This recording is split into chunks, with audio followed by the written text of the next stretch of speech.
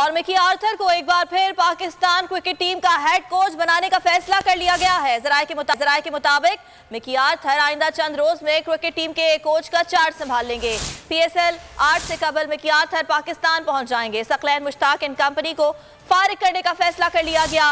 Bowling coach शान टेक्ट से भी जान छुड़ाई जाएगी, जबकि बैटिंग कोच मोहम्मद यूसुफ को जॉय राइट का भी खात्मा कर दिया गया है। सकलैन मुश्ताक एंड कंपनी को फारिग करने का फैसला। बॉलिंग कोच शान टेक्ट से भी जान छुड़ाई जाएगी। बैटिंग कोच मोहम्मद यूसुफ की जॉय राइट का भी खात्मा कर दिया जाएगा। फरवरी में खत्म होने वाले मुआहिदों की तजदीद नहीं की जाएगी। PCB मैनेजमेंट कमेटी ने पाकिस्तान टीम से मुतालिक बड़ा फैसला कर लिया। जराये के मुताबिक PCB मैनेजमेंट कमेटी के सरबराह नजम सेठी ने मिकी आर्थर से बराह रास्त राब्ता किया है। इनसे मामला तय पा जाने की सूरत में ऐलान कर दिया जाएगा। मिकी आर्थर 2016 से 2019 तक कौमी टीम के कोच रह चुके हैं। इनकी कोचिंग में पाकिस्तान टीम ने चैंपियंस ट्रॉफी जीती थी। मुसलसल 12 टेस्ट इनिंग्स में नाकाम रहने वाले मोहम्मद रिजवान भी रडार पर आ गए। इनकी जगह चैंपियंस ट्रॉफी के फातेह और साबिक कप्तान सरफराज अहमद को टेस्ट प्लेइंग 11 में शामिल किया जाएगा।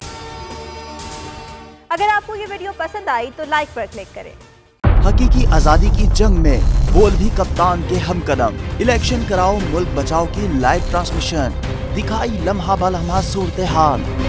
रील और रेटिंग में भी बोल न्यूज रहा नंबर 1। सब्सक्राइब करें और बेल दबाएं ताकि कोई खबर रह न जाए।